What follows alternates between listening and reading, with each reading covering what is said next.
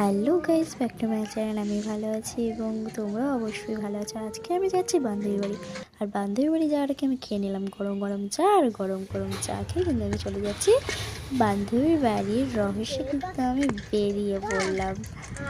আর ভিডিওর প্রথমেই তোমাদের বলছি, শুরু থেকে শেষ পর্যন্ত কিন্তু অনেকেই দেখবে। আর এই যে পুকুরটা দেখছো না, এই পুকুরটা কিন্তু আমরা খুব স্নান করি, জানো তো। গরমকালে করি, কারণ শীতকালে তো ঠান্ডার মধ্যে করাই যায় না। আর এই যে এতক্ষণ আমরা আসলাম, এটা আমাদের বাড়ির ঢালাই রাস্তা। আর এখান থেকে শুরু হলো আমাদের পাকা রাস্তা। তো ভিডিওর প্রথমেই তোমাদের সাথে একটু গল্প করে নিই। ভিডিওটা যদি অবশ্যই ভালো লাগবে, যদি ভালো লাগে তাহলে লাইক কমেন্ট শেয়ার কিন্তু অবশ্যই করে দেবে। আর পরবর্তীকালে কোন ভিডিও আনবো, কিরকম ধরনের ভিডিও আনবো, অবশ্যই কিন্তু কমেন্ট বক্সে বলে যাবে।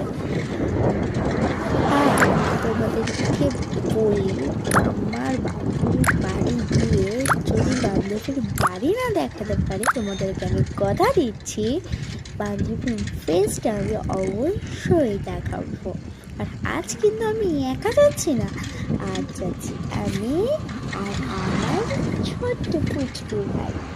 আর আমার ভাই জানো, আমার সাথে যতই মারপিট করো না কেন, দিনের শেষে আমার কাছে আসে।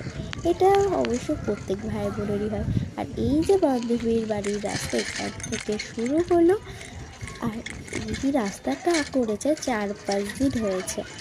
আর একটু আগে থেকে কিন্তু আবার আগের রাস্তা, যেটা আগে ছিল, আগে কিন্তু ইটের রাস্তা ছিল, ছোট ছোট ইট। এই যে কলটা দেখছি, এখান থেকে কিন্তু এখানে সব মানুষরা জল খায়। আর এখান থেকে শুরু হয়ে গেল বান্ধবীর বাড়ির ইটের রাস্তা। তো তোমাদের সাথে একটু গল্প করে নিয়ে এই সময়। তো তোমরা কোথা থেকে আমার এই ভিডিও দেখছো অবশ্যই কিন্তু কমেন্ট বক্সে বলে যাবে। আর তোমাদের যেটা মনে হবে কমেন্ট বক্সে কিন্তু অবশ্যই বলে যাবে।